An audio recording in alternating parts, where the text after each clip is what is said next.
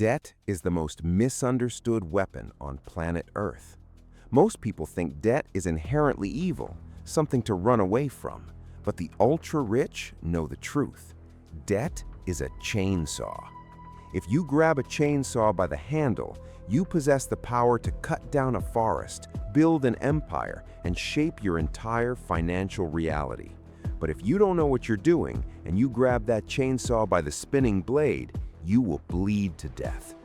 Today, we're going to look at two people who picked up the exact same weapon but held it in two completely different ways. Meet Victor. Victor just landed a massive promotion at his corporate job. He's making more money than ever before, and he wants the entire world to know it. Victor walks into a luxury car dealership. He doesn't have the cash, but he has a great credit score. So he signs a 7-year auto loan at 9% interest for a pristine $70,000 luxury truck. A few months later, the lifestyle inflation hits hard. He maxes out a high-yield credit card with a brutal 24% APR to fund VIP tables and a luxury vacation to Dubai. On Instagram, Victor looks like a self-made millionaire, but in reality, Victor is financially bleeding out.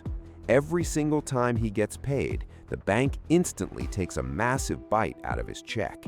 He used debt to buy liabilities, things that aggressively lose value. The literal second he drove that $70,000 truck off the lot, it lost 10 grand in depreciation. Victor is gripping the chainsaw by the blade. This is bad debt. It takes money out of his pocket every single month, trapping him in a cycle where he has to work harder just to survive. Now let's cut to Elena. Elena also works a regular job, but her mindset is entirely different. Elena just did something that would terrify the average person. She walked into a commercial bank and signed her name on a legal contract for $500,000 of debt. If Victor's 70 grand was reckless, Elena's $500,000 must be pure insanity, right? Wrong. Elena didn't buy a luxury car, clothes, or vacations. She used a commercial loan locked in at a fixed 5% interest rate to buy a distressed 4-unit apartment building. She didn't buy a liability, she bought a cash-producing asset. Elena lives in one of the units and rents out the other 3 to reliable tenants. Let's look at the mechanics of Elena's debt. Every single month, she owes the bank a massive mortgage payment, but Elena doesn't pay it. Her tenants do. The rent she collects from the 3 units completely covers the bank's mortgage. It covers the property taxes, it covers the maintenance fund, and at the end of the month, it leaves her with $800 in pure, tax-advantaged cash flow. Elena is firmly gripping the chainsaw by the handle. This is good debt. Good debt puts money into your pocket every single month. She used the bank's money to acquire a massive, appreciating asset that she could never afford to buy in pure cash.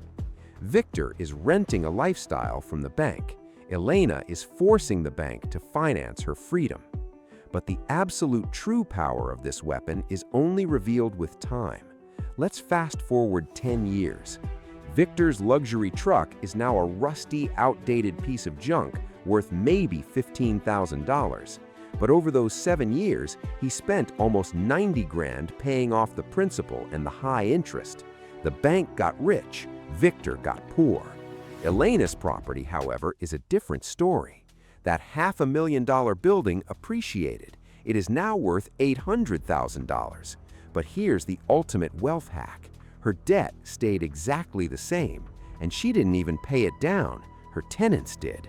Furthermore, because of inflation, the dollars she owes the bank today are worth significantly less than the dollars she borrowed 10 years ago. Inflation is a silent assassin destroying Victor's paycheck, but it is actively eating away at Elena's debt. Debt is a time machine. Victor borrowed from his future to pay for his present. Elena used the bank's money to permanently buy her future. Stop holding the blade. Grab the handle, and subscribe to Dollar Key to master the real game of wealth.